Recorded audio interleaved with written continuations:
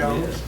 I want to remind everybody again to speak in your microphone because it's being recorded, okay? And I'm saying that and I didn't do it.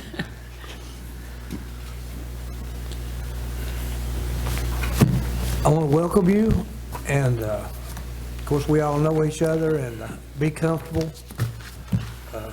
Everybody knows you well. Thank you for coming. And the first question is, we've read your resume and we know something about you. Is there something that you would like to tell us that is not in your resume? Yes, thank you. I do want to thank the board for allowing me this opportunity just to speak with you today, just to share my desire to interview for the director of schools position. I do want to start out just a little bit about me and my family. That's not on my resume because I think it's important and gives you a little understanding of where I've come from Blount County Schools and why I believe what I do. My wife, Christina, was a Blount County student. She started at Porter Elementary School and finished at Heritage High School.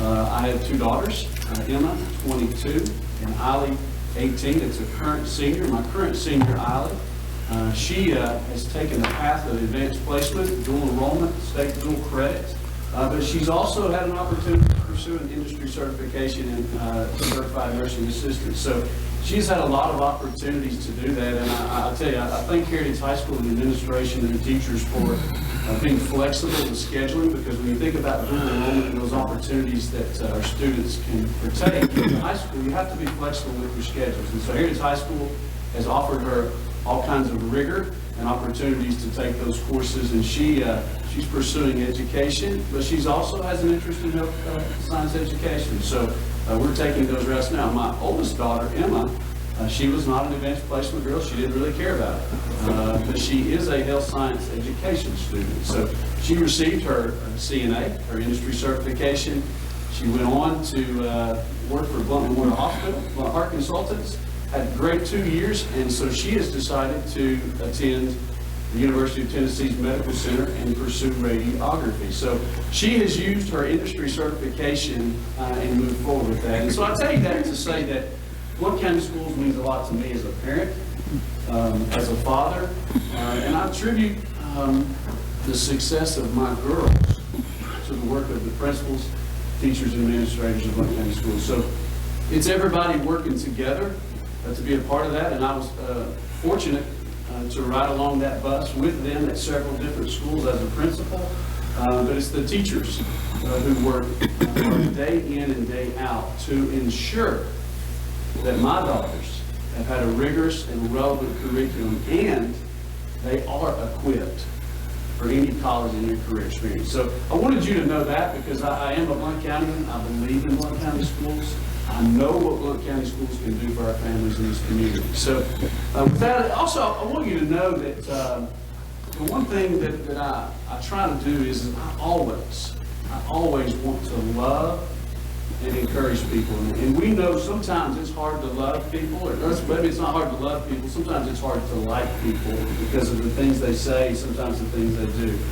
But what I want to do each and every day in Blount County Schools is I want to be a difference maker. Because the teachers of Blount County have been a difference maker in my child's life. And I feel like that I can do the same. And you know, the difference maker is not just in the schools. As a director of schools, you are out in public, you are meeting all kinds of people, and you're trying to pull in different people to rally behind the school system. You're trying to encourage them about what's going on in the school system. And we have a great opportunity in this position to not only make a difference maker in students, but we have an opportunity to make a difference maker in our local government officials, our county commission, our local community that supports our district. So I think it's important that we be a difference maker there. Also, you know, this is one thing, I want to make people better today than they were yesterday. I want our students to be better today than they were yesterday. I want them to be challenged, I want them to be impacted, and I want to see our students move to the next level. So that's just the first things I want to share. I appreciate you allowing me that opportunity. What will you do to create an atmosphere in the schools that will lead to educational excellence in all students? So to create an atmosphere of excellence in the schools, I think it boils down to about 4 words, and I've kind of summed it up, and that is communicate. I think as a director of schools, you've got to be able to communicate the vision and mission. We've got to communicate to our folks within the system that we can maximize the academic growth of our students and that we can graduate students equipped. We've got to believe that, we've got to know that, and we've got to live that. I also believe we've got to support. We've got to support our principals with instructional materials, and then we've got to follow that up with professional, high-quality professional learning that's going to support that classroom instruction. Then I think we need to reinforce. I think we've got to reinforce our mission and our vision, the goals of our strategic plan through frequent conversations, through coaching, through mentoring, and through being visible at our schools through those conversations. And then lastly, I think we've got to celebrate. It doesn't matter if it's a small piece or a large piece. We've got to celebrate the successes and accomplishments of our district. So I think it's important that we do that. And I think about at Heritage High School, one of the things that we did on a regular basis is we always talked about the vision and mission of Heritage High School as it related to Blount County schools. We set that vision ahead of time, often, to talk about what we were going to do as a school, academically, where we wanted to be. We talked about, here are some things that you need to have implemented in your classroom, and they need to be implemented on a daily basis so that students understand what high expectations look like, what our vision is, how we're going to get there. And then we talked about the characteristics of effective schools. So we reiterated that on a regular basis with our faculty. Number one, because I think it's important that they understand where we're going. We understand the vision. And I learned from Mr. Brett, whatever comes out of your mouth is important. And the more you say it and the more your people hear it is important. So we just wanted to reiterate that vision. I think you've got to communicate excellence early and often. What do you consider to be the major strengths that you'll bring to this position? Well, thinking over my career of 24 years, I've had a lot of opportunities to be at different levels. And number one, I had the opportunity to be a teacher. Started as a middle school teacher, but also had the opportunity to coach while I was a teacher. And I think there was definitely some skills and some things that I learned in coaching that I could apply to the classroom. But then I transitioned as an assistant principal at the elementary school level for 5 years. So I had an opportunity to sit in that seat, learn discipline. But also, while I was at Porter Elementary School, I had an opportunity to work with the reading curriculum and implement some programs. Ms. Craig allowed me to do that. But then I transitioned to a new school. So I had some opportunities as I transitioned to Porter Elementary School because we built Prospect Elementary School. So in that 2-year planning cycle, I had some opportunities to work on a school construction team, which was made up of the board, the director, I talked with some county commissioners, some architects. And so I worked through that experience. So we opened that school at Prospect Elementary School. And then my last school visit was at Heritage High School. I was a principal there for 5 years. And then in my current role here as the director of schools. So just thinking through that, I think those experiences are a strength. I also feel like that I'm a relationship builder. And as a director of schools, I believe you've got to be able to build, you've got to be able to create relationships with folks, because you're going to come in contact with a lot of different people, and there's a lot of networking that needs to occur, number one, for support, but also to communicate the message of Blount County schools. Also feel like I have a broad understanding of the curriculum instruction from all the different levels, from elementary to middle school and at the high school level. I'm dedicated to Blount County schools. I believe in Blount County schools. I know what we can do. I'm collaborative, I'm a go-getter, I'm driven, and I am passionate about this school system.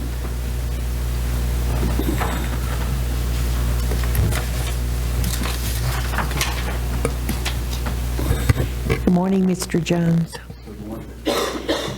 Criterion 1 has exceptional listening skills with a commitment to accessibility and an open door policy.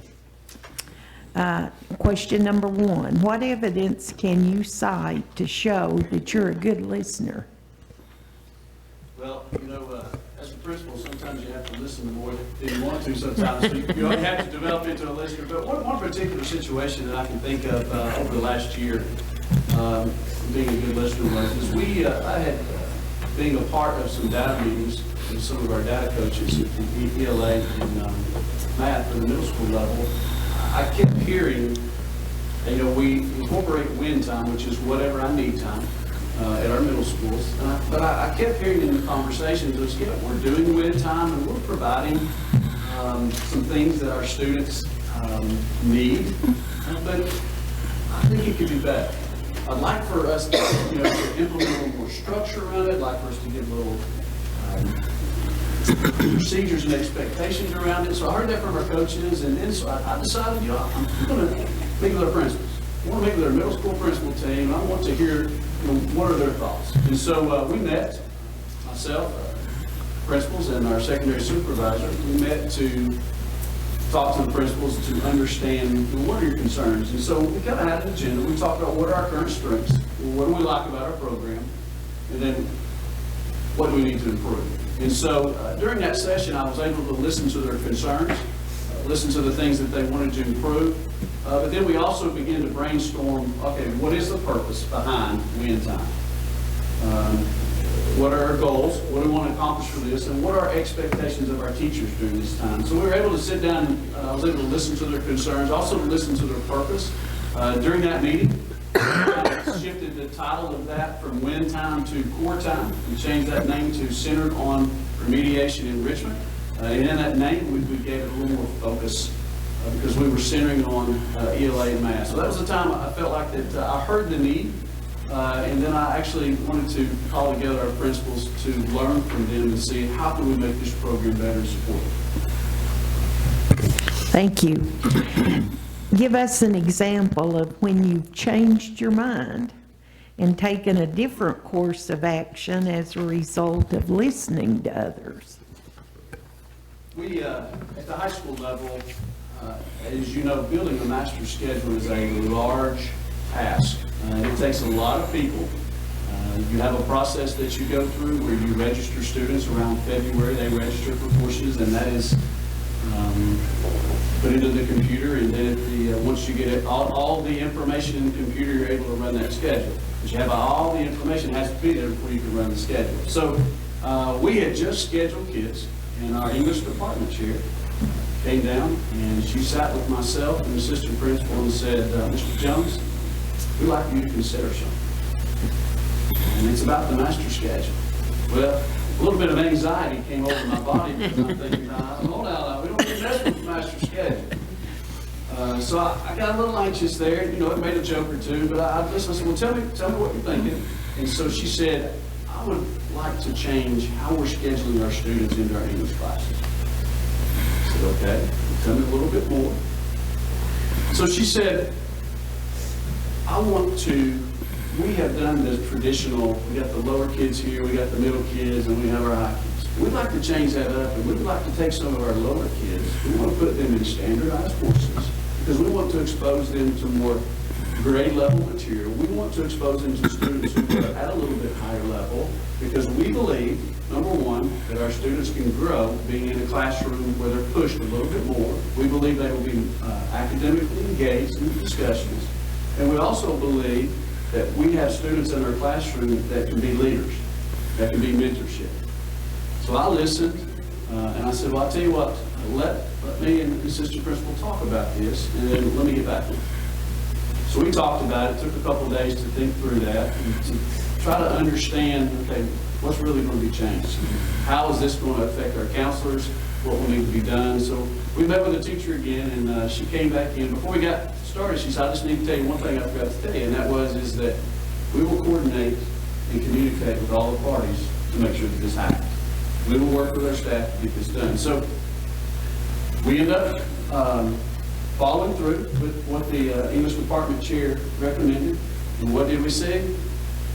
We saw discipline go down. We saw student engagement. We saw more productive discussions. And we saw students becoming leaders and mentors in the classroom. So even having heard her concern and having heard what she wanted to do, if we didn't see results or didn't see the results we wanted to immediately, I think the one thing that my teachers and my English department chair understood was that she felt like she could come to us, she could share her concern or her strategy in changing the schedule. She felt valued and respected. Her input was considered and it was important. So just a great opportunity that we could learn from our teacher. They're still doing that today, and they're having a lot of success with that. In your administration, what avenues are open for you to listen to concerns of employees, students, parents, and the community? How would you plan to have time available for all involved? Well, I think when I think about being available to listen to concerns, I think it's the key word, availability. I think you have to make yourself available to a wide variety of activities. A lot of that, I believe, sometimes is through your presence at events. Because a lot of our community, they're not going to come up and sit in my office, or they may not call, but they may be a community event where they want to take a moment to share some feedback or share some concerns. So I think availability and presence, and that presence is at school. That presence is at any type of event that a school may have. It might be a community event, it might be a chamber event. So I think that making yourself available to always listen and hear concerns.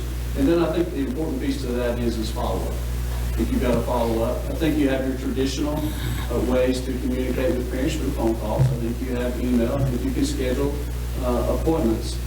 But I do think it's making yourself available at any event that you have available to do that. And, you know, how do you make that happen? I think you've got to be intentional.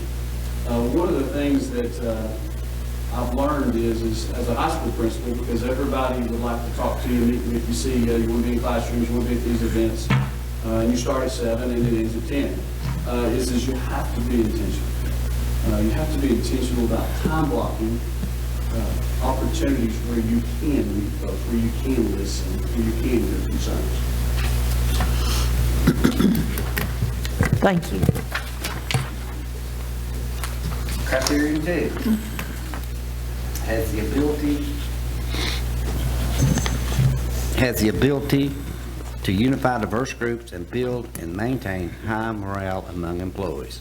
First question, how can you bring together a diverse, talented group of individuals to form an effective team? Well, I think the first thing in assembling a team, I think we have to know and be for sure that our team is united on our mission and vision, that we are centered on our and we have to believe that we can maximize that. We have to believe that we can graduate students. So you've got to have that belief. If you don't have the belief, you don't need to go on team. I also think that it's important to create a team that is made up of different skill sets. You know, it's easy to pick a team of Jakes because I know who I am, I know what I like. But you've got to pick people who bring different skills and bring knowledge to the team. I also think you need motivated and passionate people who are driven to see student success. I think there's got to be some evidence that we have seen success, whether that be some test scores or whether that be some things, programs or things that they've done as well. I think in assembling a team, they need to be folks who are well-trained. I think they need to be informed. And lastly, and very important, is they've got to be able to serve in any capacity.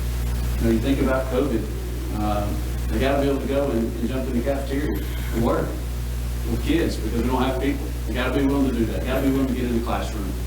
And then I think that members need to complement each other. You know, there's going to be times in an executive team or in a large meeting that there's going to be some difficult decisions to make and some complex situations, and there may be some differing opinions. But I think with us being unified, we will come down to a solution, and we will all buy into that solution, and we will have a unified approach moving forward in that team. Number 2, describe a situation related to your current job that demonstrates your ability to inspire and motivate people. Well, a situation I can think of, it happened right before spring break, and it kind of goes back to being visible and being intentional about scheduling time within the schools. And my goal has been is to be in every school every 9 weeks, to be a part, to be a principal, sit down and have some conversations, but most importantly, be in those classrooms. And before spring break, I happened to be at Settlements Elementary School. I had a little conversation with the teacher, a principal, And I said, let's go visit some classrooms. And so we went and we visited some fourth grade classrooms and saw them doing some math. And then we kind of moved around and we got to kindergarten. In kindergarten, it was a week before spring break. Okay? Wit and Wisdom module runs 9 weeks.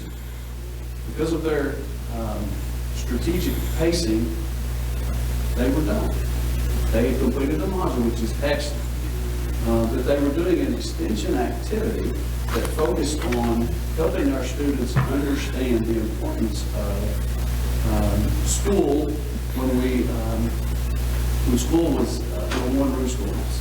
So each of the classrooms had decorated their rooms to give the students an experience from lunch to writing on a slate, tablet, to another classroom. And so I was able to walk into classrooms. I was able to have a conversation with the kindergarten teachers, and I said, so you're done with your module? So how did that happen? She said, well, it's pretty easy. We kind of stuck to our pacing guide. Look, there's times where you have to do some modifications for your kindergarten students to help them understand it, but if we've had enough time, we love the curriculum, it's making an impact. So, okay, that's great.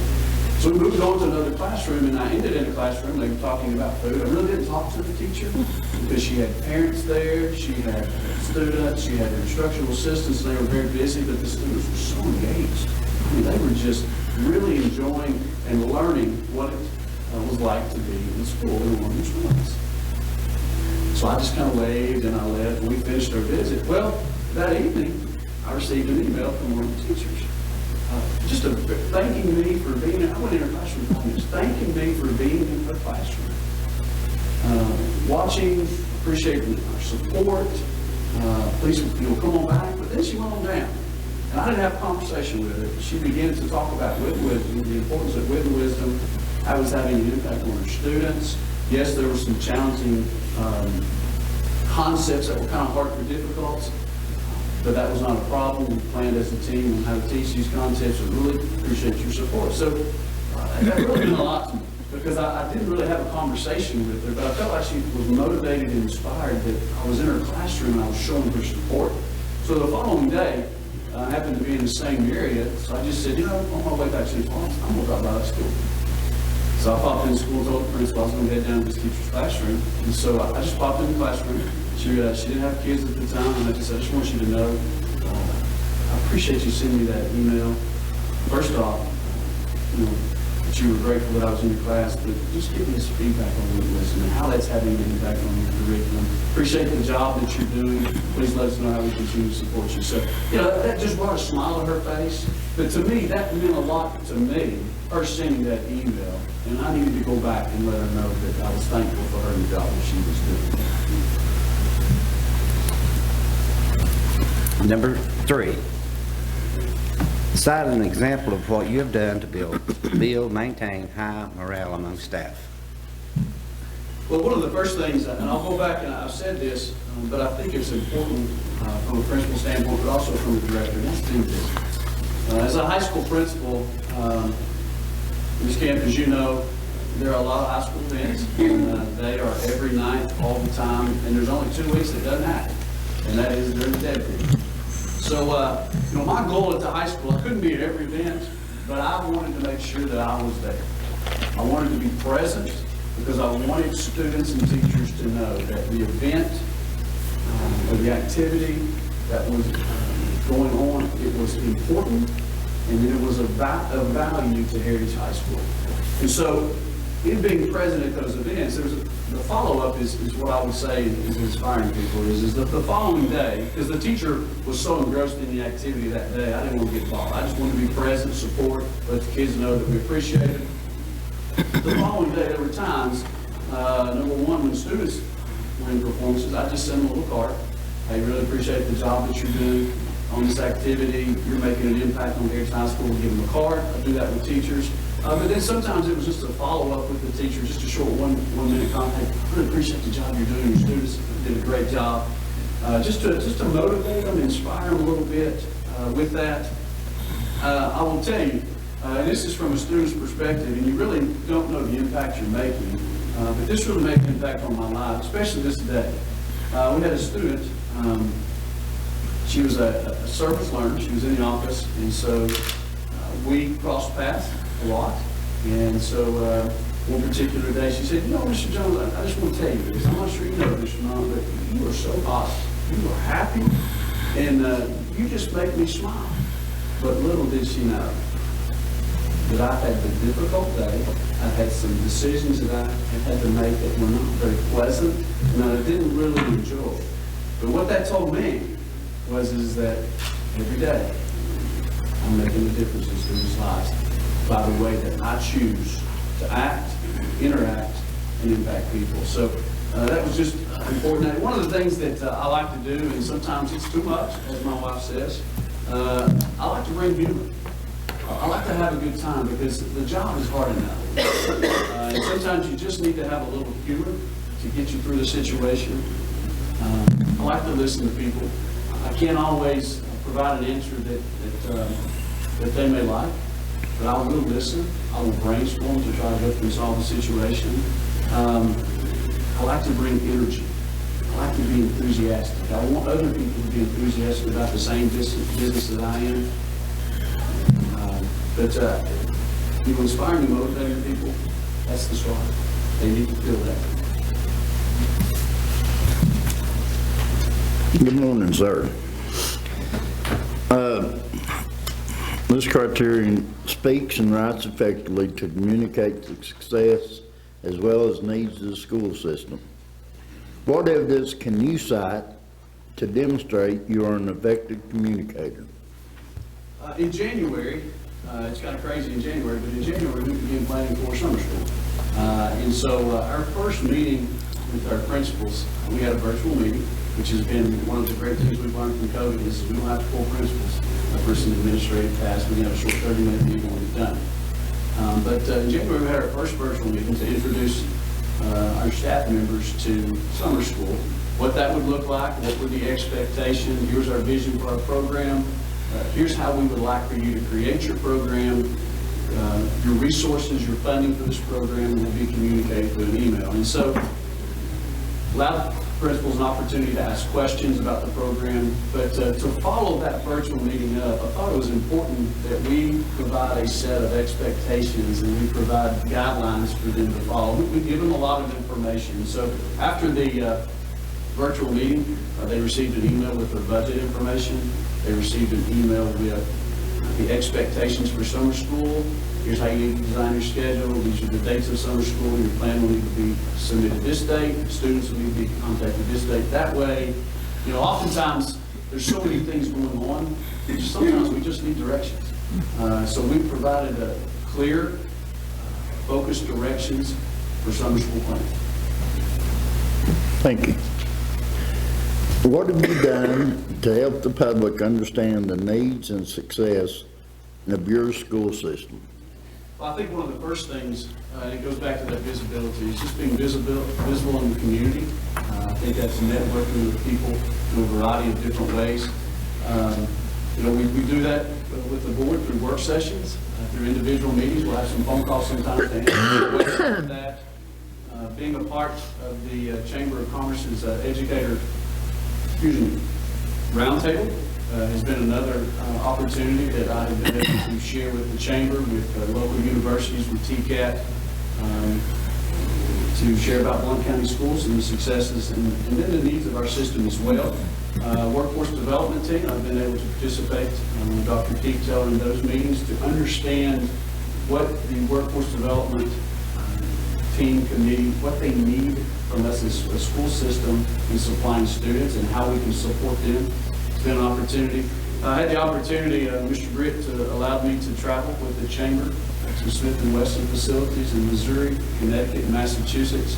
So I had an opportunity to travel. It's about a 3-day trip from 7 o'clock to about 9 o'clock every night. We were able to meet with the families who were planning to move here. So we had a great opportunity to share about Blount County schools, our vision, our mission, but then also the programs that we could offer. So that was an opportunity. We did that individually when we met with folks, but we also had that team up with the other 3 systems to talk about what we could offer as a system as well. I also think it's important, not only do we have conversations with you, but I think we've got to be intentional about having conversations with our local commissioners. They are partners in what we do. They need to know what we're doing, and how they can support us moving forward, and how can we help them as a commissioner as well. I had the opportunity when I was at Heritage High School to meet with the Kiwanis Club to talk about some of the things that we were doing at Heritage High School, things that were our strengths, some areas that we were focusing on, and then how we could partner in some ways to move forward with that. Thank you, sir.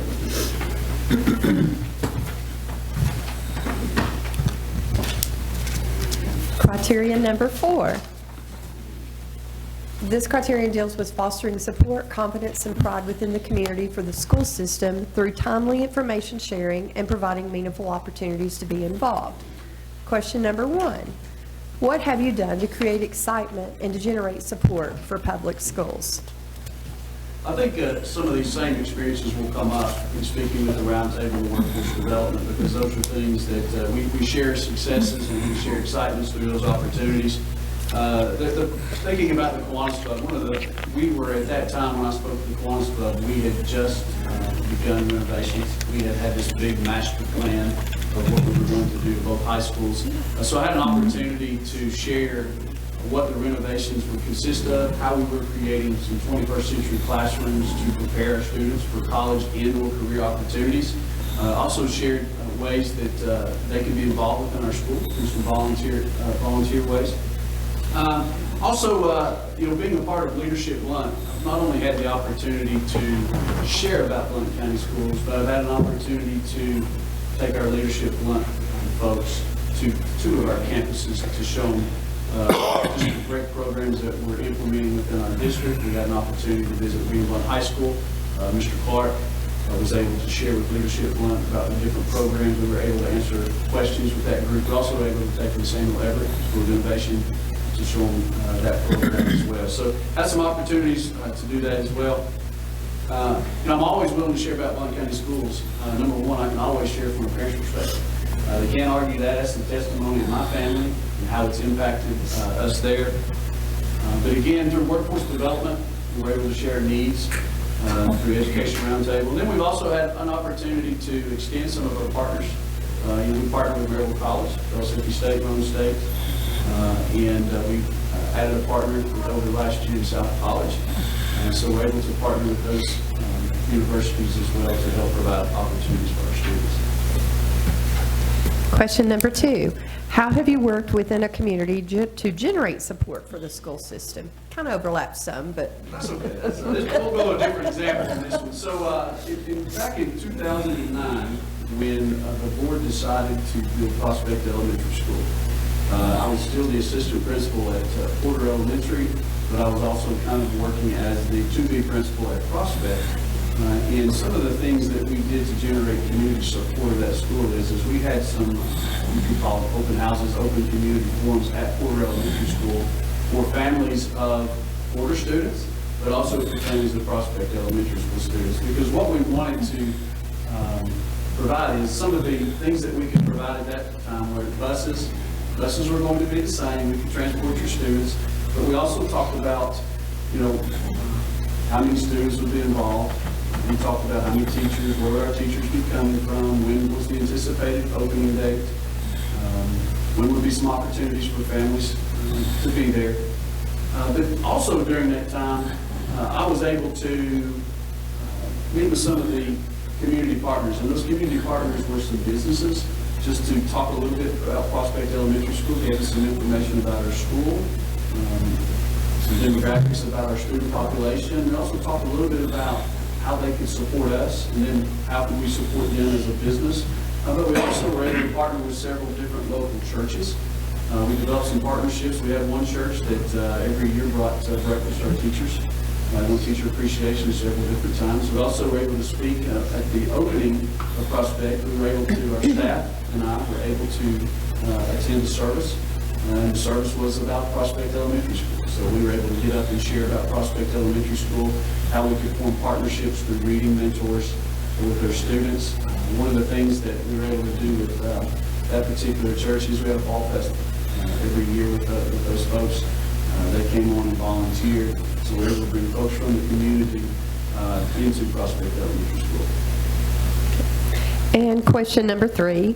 We expect our director of schools to be active and visible in our community. How would you go about accomplishing this in Blount County? Well, again, I think it's got to be an intentional presence. I think it's got to be intentional about the events that the director needs to be. And first off, I think it's important that we have a presence in our schools. You know, there's a lot of tasks and a lot of responsibilities that go with being the director of schools. But I think it's important that we're intentional about scheduling time at our schools, visiting with our principals, and getting in classrooms. I realize that you probably can't get to 5 schools every week, but you can probably get to 1 or 2, even if it's just an hour. And spend a few minutes with the principals, and then get in the classroom with the teachers and let the teachers see you. And see, they need to know that what they're doing is important. And it's valued, because the teachers, let's just be honest, they're in the trenches. They're the ones that are making it happen. They're the ones who are making that school look good and our students be successful. So I think that's important. I think it's regular attendance at school events. They can't be at everything, but again, I think it's being intentional about scheduling opportunities to drop by a band concert, to be at an athletic event, you know, to be at a community event that's important. I think it's important that we have regular scheduled meetings with the mayor. I know that happens now, but I think that needs to continue, because I think that as the director, we need to share our successes. We need to share our difficulties. And we need to share, hey, here's where we can work together to support each other in achieving this goal. I also think it's important that you have conversation with our commissioners. They need to know where we're at as a district and what we want to accomplish and how we can work together to do that. So I think it goes back to intentionality. It is a job, it's much like a high school principal, in that it starts early and it sometimes ends late. And I think that's important, and I think that will inspire and motivate our people. I'm up next. Good morning. This next criteria has to do with your experience in working with students, parents, staff, the community, and the school board in developing long-range goals and strategies for the school system and the determination and ability to accomplish those goals. Question 1. How have you used planning and goal setting to improve your school or school district? Well, thinking about my current position, I had the opportunity to work with Mr. Britt and the executive team. Number one, to kind of revisit our mission and vision. We did that with the board. Right. We wanted to kind of change that to make it a little more clear and understandable, so we could understand what we wanted to achieve. So we had some sessions with the board. We received your feedback and we constructed that. But then in thinking about goals and planning, I think it's important that we look at our data and we understand where we are as a district related to our data, our state testing data, our benchmark data, how those things relate together. So after looking at the data as an executive team with Mr. Britt and with some teams, we came up with some instructional goals that were derived from that data. And thinking about the strategic plan, we came up with 3 different pillars that were with that: effective instruction, excellent culture, and equipping students. And so we were able to create goals under those strategies. We used, in thinking about those pillars, thinking about student and teacher input, we used the Tennessee Educator Survey to pull data from that, which is information that our teachers, a survey they complete every year that gives us great information regarding professional learning, regarding culture, regarding academics in the buildings. But we're also able to take advantage of some student surveys that we would take when we think about our culture within our buildings. So we were able to write some goals from there. Part of the goal setting process involved administrators and teachers moving forward. So we were able to use some of our survey data as well to create those goals. And yeah, there's certainly some overlap here. How did you obtain the support of the students, parents, staff, community, and the school board in the development and implementation of your plan? Right. So I think the important piece is once we created those goals with teachers, principals, administrators, and used the input from our teacher educator survey information, we came together on several different occasions to brainstorm, strategize, create goals. and then follow that up with strategies and action steps to implement this plan. I think it's important that we have feedback and we have input from our people.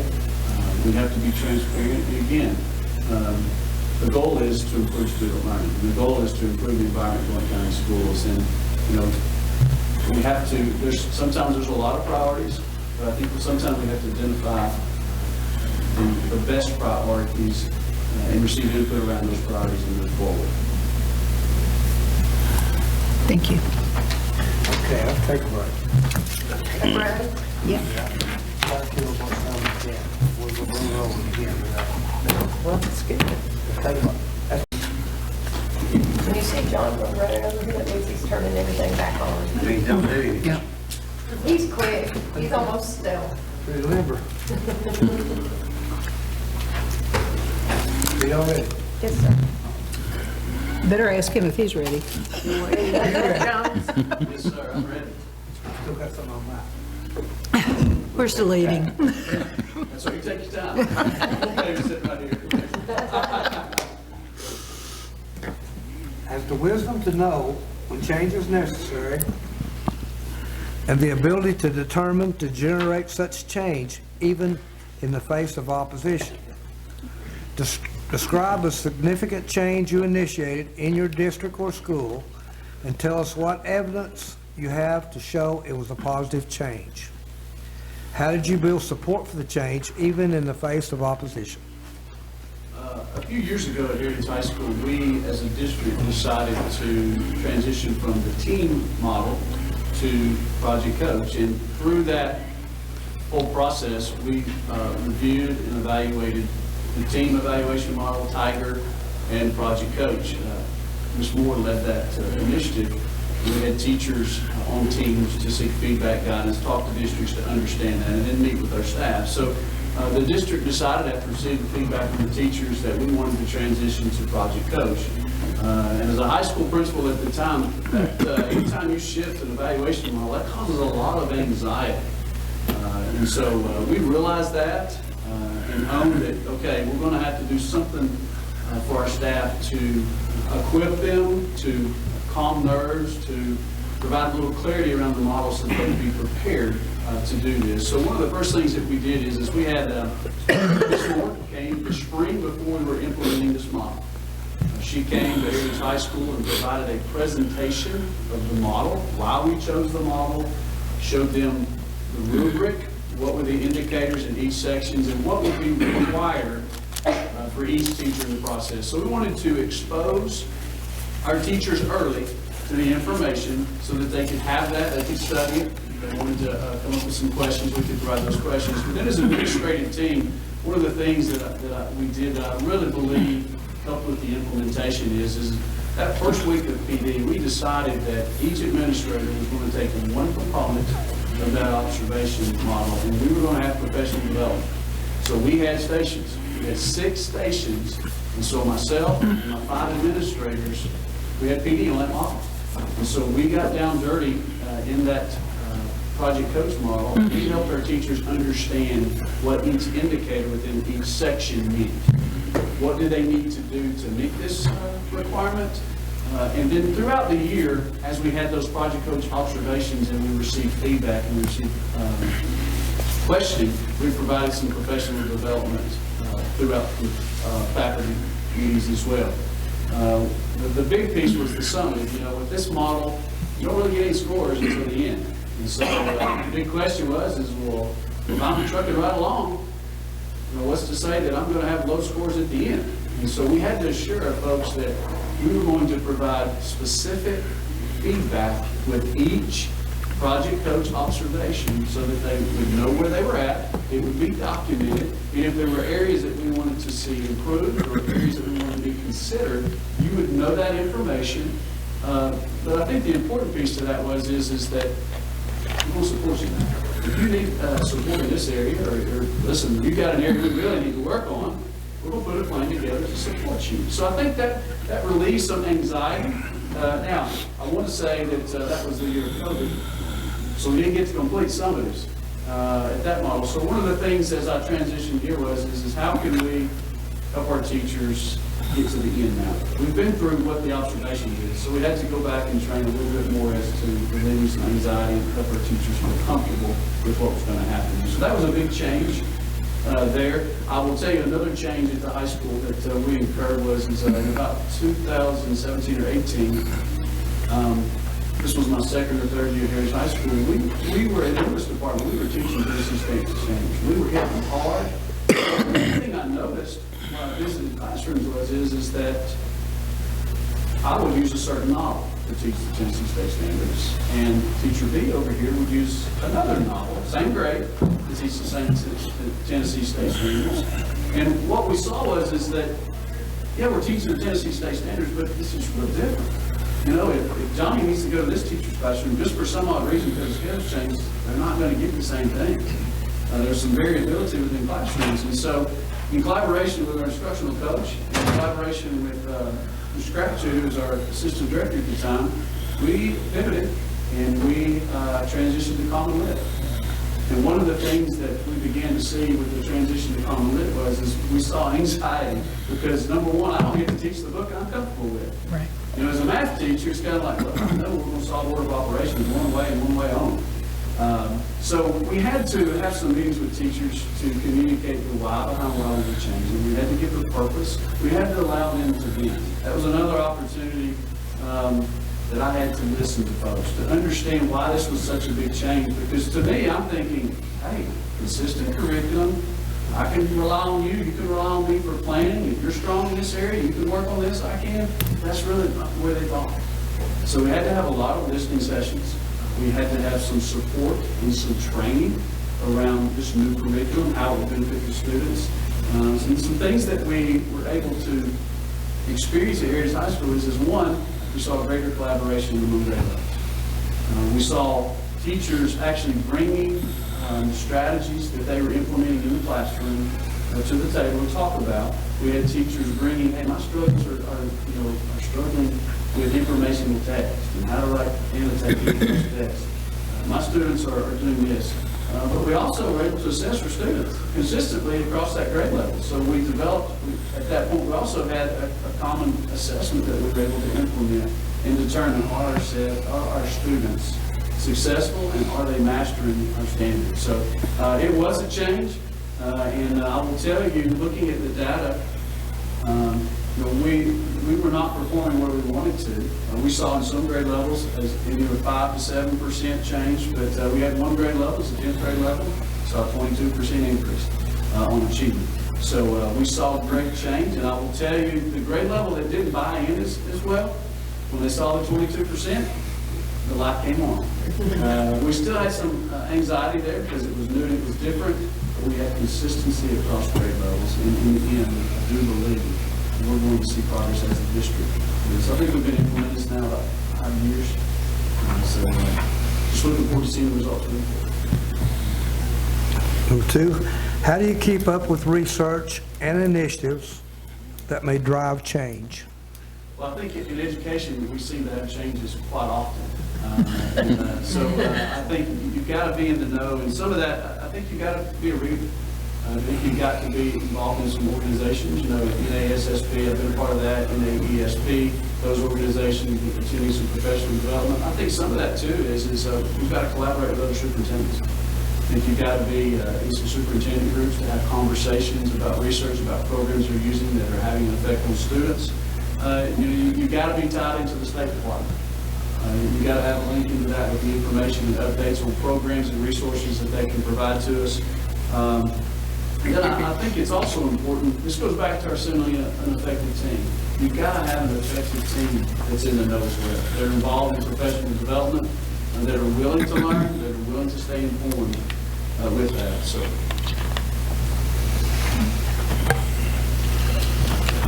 All right, I'm up again, and we're going back to strategic planning as a topic, a favorite.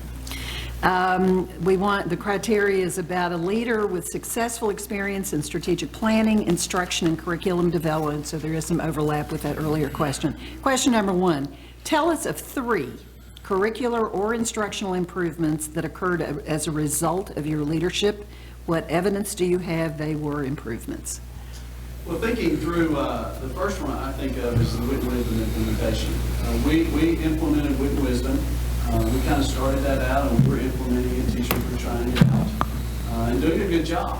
But we were kind of all over the place as far as the implementation piece. And so we thought it was important as a team to go back and do some principal refreshers. We needed to first bring our leadership at our schools in. We needed to educate them on Wit Wisdom. We needed them to understand the curriculum, what the components were, what the standards were, what students would be doing in the classroom, what teachers would be doing, and most importantly, that planning, purposeful planning with the implementation was important. And so then we had a wraparound. Before we did that, we actually did some site visits with our principals. So we actually took our principals into some classrooms because they had just learned and been educated on this material. Now let's go see it. So we did that. Then we brought our teachers back into the building. We did some curriculum refresh with our instructional coaches. Apparently Alexa heard you. So I'll just turn Alexa off, sorry. I don't think you sound like me, but, sorry. So we had some teacher refresh opportunities, and through that training, we were able to develop a little more clear scope and sequence, and then we were able to create a pacing guide. And I'll tell you, the beauty of this pacing guide is it's not that we just have to follow this timetable, is that you can go to any school within the county, and within a day or two, they're going to be on the same topic. They're going to be teaching the same book. They're going to be teaching the same skills. They maybe have a Socratic seminar working with students here. They maybe have a group activity. They're going to be working on the same task. Just like I told you, I went to Middle Settlements. They completed Module 3 in the correct time, and now they were moving to Module 4. There have been times we've not been able to complete Module 4 because we've not had a lot of time. And I will tell you, Wit Wisdom is hard. It is hard. But we are building vocabulary, we're building background knowledge, and we're using a variety of texts with our students. The other piece to that is I think about our middle school curriculum.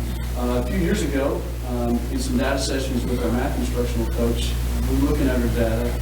We were asking the question, why do you feel like our students maybe are not being successful at performing mathematics in middle school? And one of the things that came out of that is that our teachers were working very hard in the classroom to teach the standards, but a lot of our questioning was focusing on level 1 and level 2 questions, which are good, which are sometimes just being able to spit out an answer or computation, but we needed to increase that, and we needed to provide level 3 and level 4 questions to our middle schools, which are on the TCAP rated test. So in collaboration with the instructional coach, we decided to create common assessments for math across the district.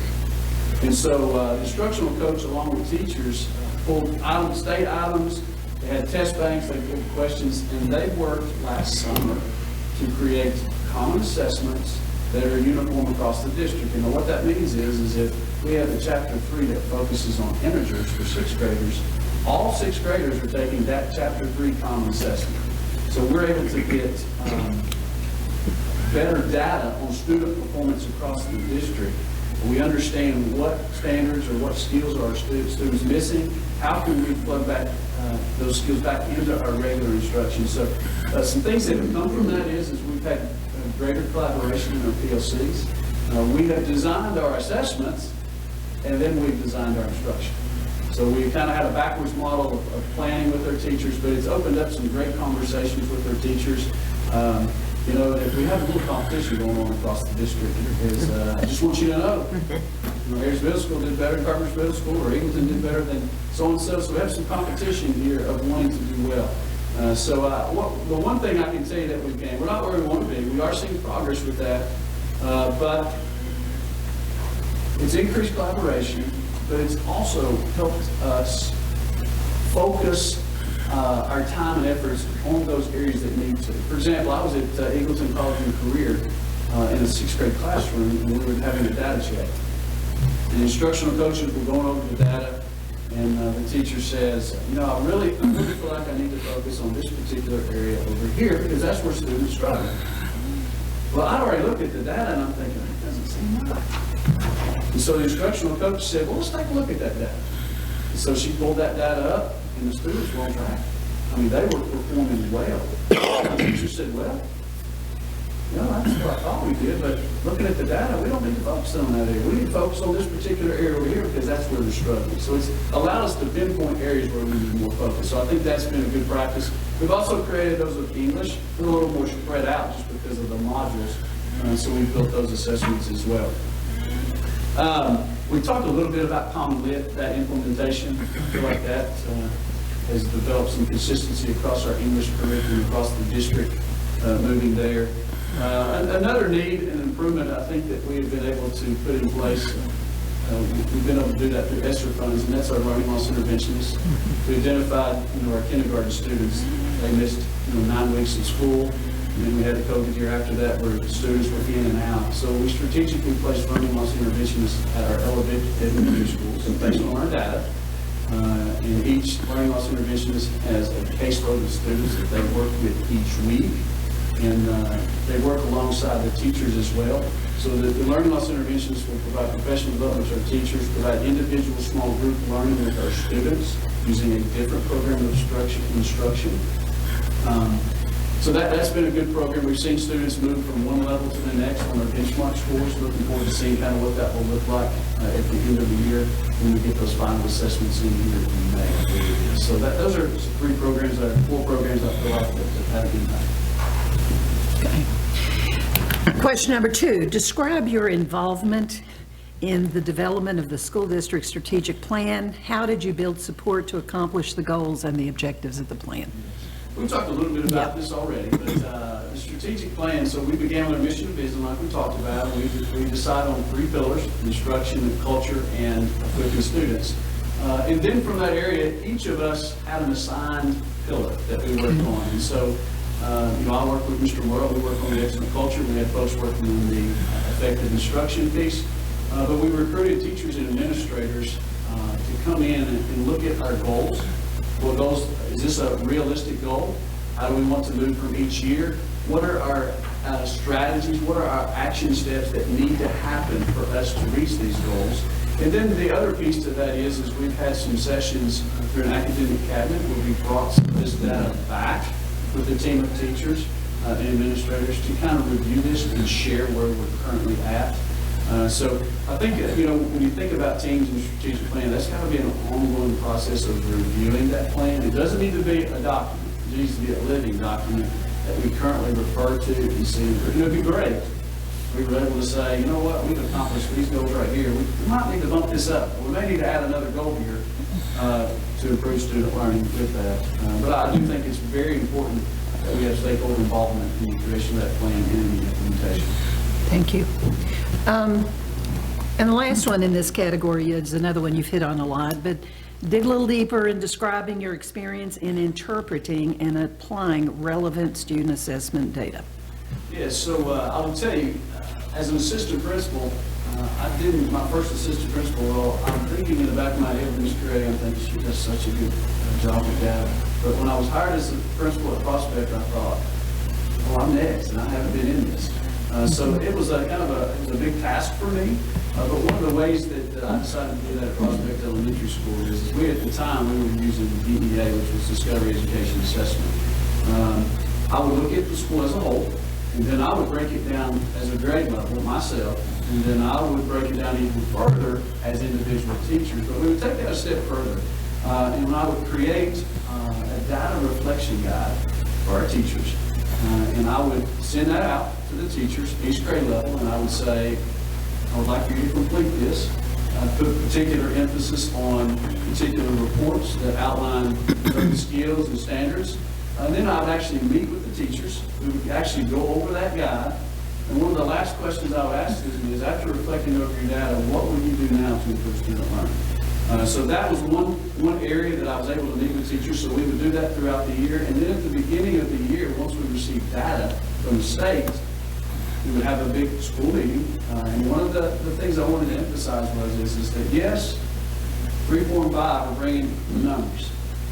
But please understand, kindergarten through 2nd grade, you are the foundational piece, and you are and will continue to contribute to that number. So it is an us number, it's a we number rather than a me or a you number.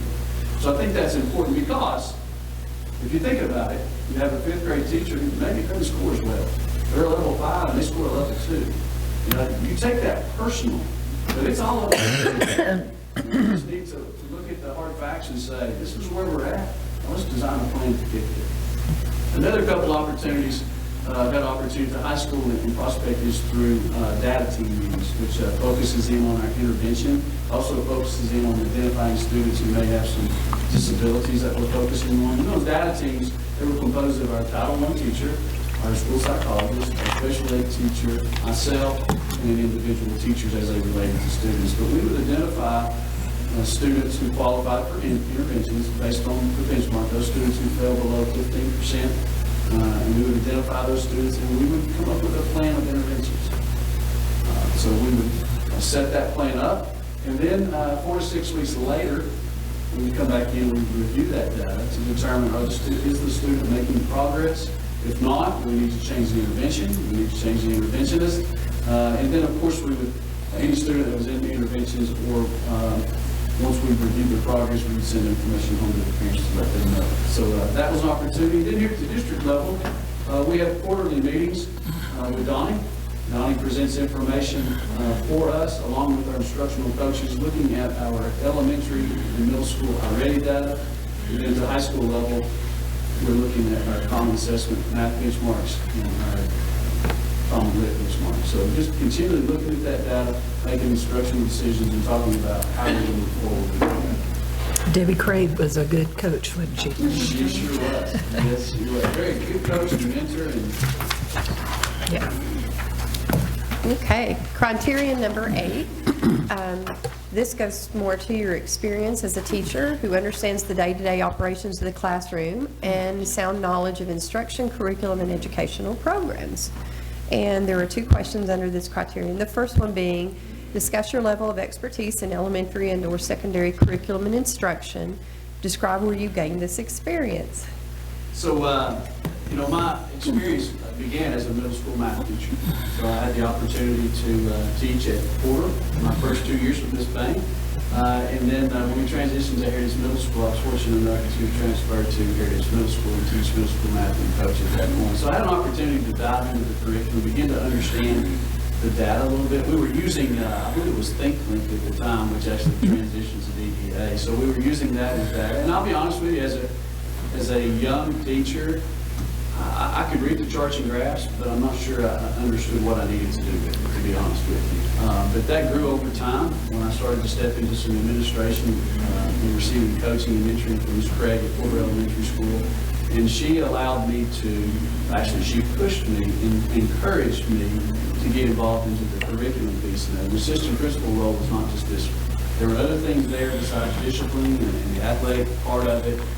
You needed to be in instruction. So she pushed me into reading, and so I was able to work a little bit with reading at Porter Elementary School and get a little bit of hands-on there. But then when I transitioned to Prospect Elementary School as the principal, and I was the principal of that school, I was forced, and I had to get into the curriculum to understand what are the standards. I have the broad understanding of what students need to know in elementary school in regards to the foundations, the phonological piece, the English language arts piece, the math piece, understand how much time students need to have as far as their instructional minutes, what students need to do to qualify as interventionists. So that's kind of my elementary experience.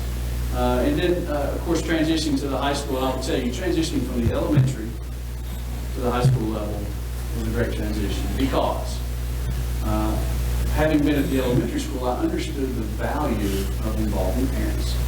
And if I would have went from a middle school to a high school, I'm not sure I would have understood that because I had, to be honest with you, I had a middle school mentality of, we're going to get this done, the students are old enough, they need to make sure they get it done.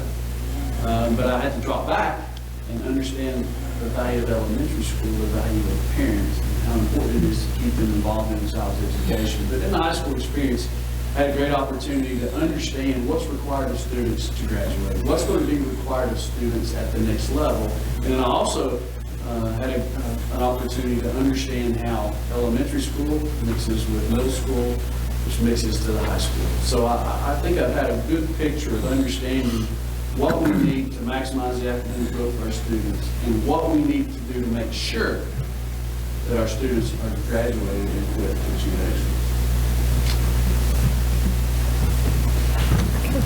And question number 2, describe your experience in developing, implementing, and/or evaluating instructional program that has improved the educational achievement of students.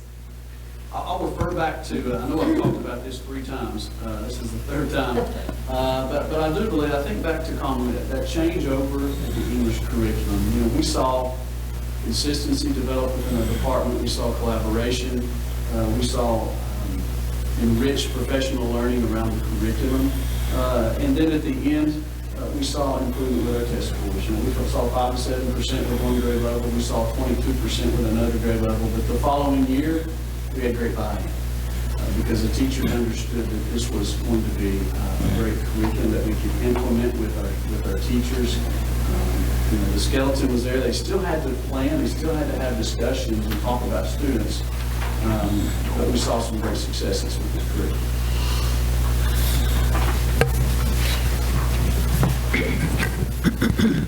Criterion 9 has to do with problem solving and decision making. Question number 1, think of a problem brought to you recently.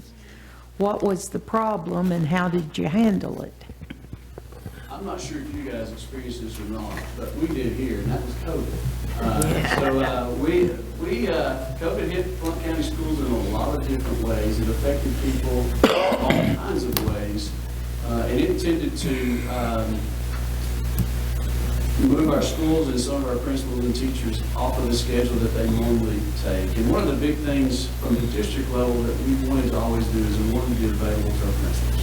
Because today was great, and the subs looked great, but at 9 o'clock tonight, we didn't have any subs, or they were subs were not filled. So we wanted to make ourselves available to our principals. And so one of the ways we did that was through communication, letting them know that, hey, you call my phone, let me know where you're at. We'll put together a plan, I'll come down and be there. But sub shortage was an issue that we faced and that we had to work through. We faced it a little bit this year. But one of the things that we did to, I think, support our principals with that from this level is we canceled all professional learning opportunities up here. Number 1, we wanted all subs to be on the ground in the school supporting our principals. Excuse me, but we also made ourselves available, our instructional coaches. And I'll tell you, our instructional coaches did an outstanding job of stopping what they were doing and heading to a school and filling the need where they needed it. Sometimes we have some of our central office folks here. I remember, I think it was this year, Rockford. They had some situations going on at Rockford. Our folks were cafeteria. So we just had to drop whatever it is we were doing to make sure we were serving our schools and filling a need when they had that need. And I do think our principals know that when they call, when they have a need, number 1, if it's just to listen, we're going to listen. But if it's some support in any way, we're going to do our best to provide them that support. So I think that's important. And you know, it could come back again. And we're going to still have these resources available. Thank you. Question number 2, tell us about the most important decision you've made in your last or current position. How did you involve the people who would be affected by that decision? One of the things, I believe this is an important decision, and that this decision was at our middle school level. As we began to design plans utilizing our ESSER funds, we knew we had a need because we heard from feedback from our principals regarding the need of interventions for math and English language arts. They were providing interventions, but they were using folks who were having to pull a teacher from math or pull a teacher from reading to bring them in to provide interventions. So we kept hearing from our principals, I could use an intervention teacher. I could use an intervention teacher, so we could dedicate that teacher to solely provide math and English language arts interventions. So as we built that ESSER plan, we've been able to fund these intervention teachers, and we've been able to increase the number of students that we're serving in interventions because we have dedicated personnel providing those interventions. So I think that's been a win-win for them. We gave them the RTI teacher and kind of said, we're going to use this curriculum, we're going to train them, but you work within the schedule, how you see fit, and how that's going to address our student needs.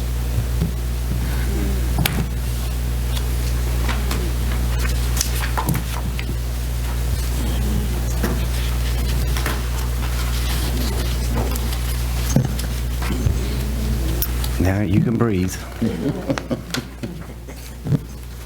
Criteria number 10.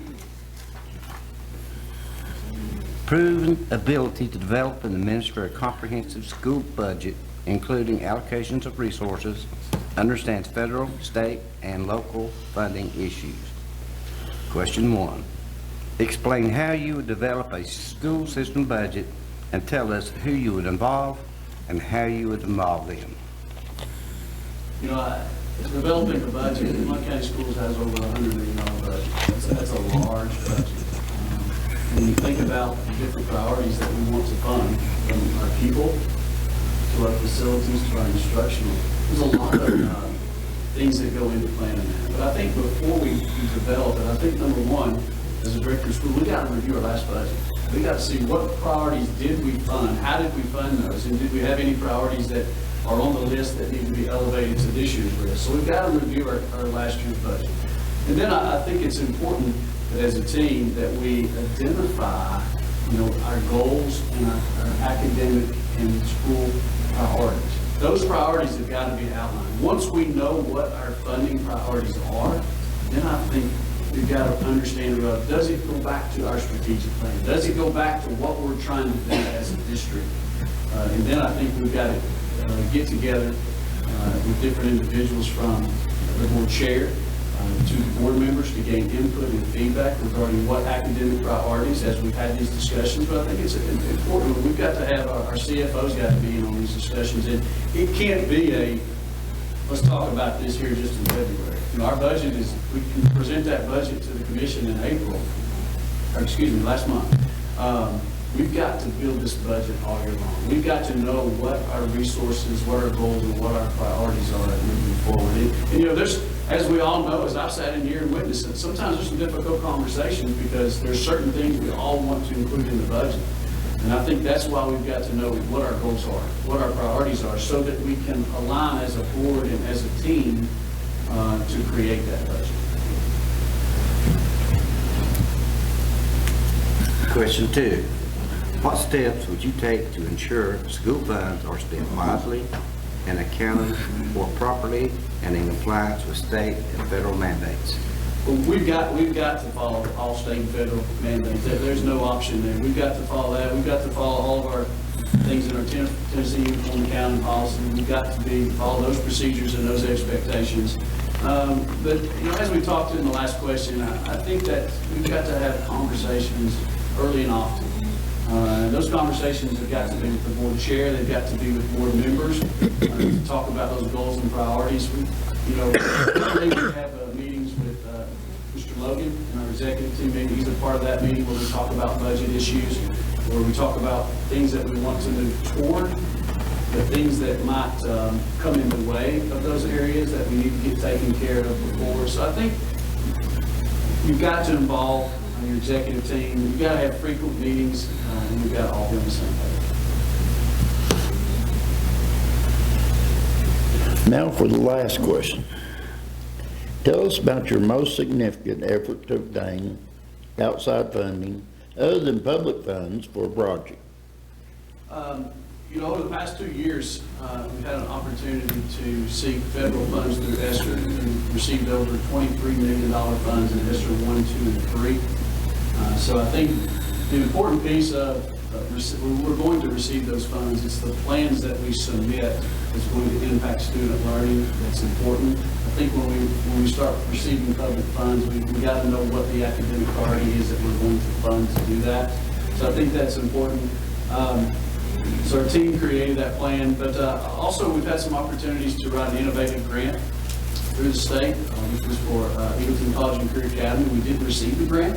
However, we tried to write that grant. Our team compiled some information and a written effort to submit to the state to do that. Also, you know, we're continuing to submit grants for summer school. We have to write up a grant for transportation. We have to write up a grant for summer learning camps. So I think we've got to be on the lookout. We've got to know where grants come from. I know we have different departments in our federal department, and Dr. T. Tiller is always on the lookout for grants, looking for opportunities where we can gain funding for our CTE departments. And then there are other options within special ed and our CNI departments that we try to receive grants as well. I know we've also received funding again. We pursued the ELC grant help us pay for nurses. So we've got to take advantage of every opportunity where there's opportunities to raise some funds. Got a clarifying question on that. So far, you've mentioned a bunch of grant writing. Those have all been state or federal funds? Yes. Okay. Yes. Thank you, sir. Well, I'll tell you, there's one other, we partnered somewhat with the Education Foundation, West Okay. Virginia Education Foundation, and I worked with Mr. Everhart, the current president, on writing a grant to try to receive some specialized funding through Smith and Wesson. Okay. And we're looking at some opportunities to get back to school. Good. So we talked a little bit and we created presentations and some funding. I'm glad to hear that. We don't know when all this government money is going to dry up, so. That's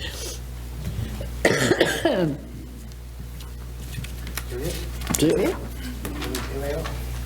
Thank you for coming before us today. Just like to thank the board for this opportunity, for allowing me just to share my heart, but also share about the experiences that I have been a part of in Blount County Schools tonight. There's been, it's not just Jake Jones, it's a bunch of people in a lot of different schools that have worked together to make this happen. So thank you again for this opportunity. Thank you. Thank you, sir. If you will hang around and, mingle, we want to thank you.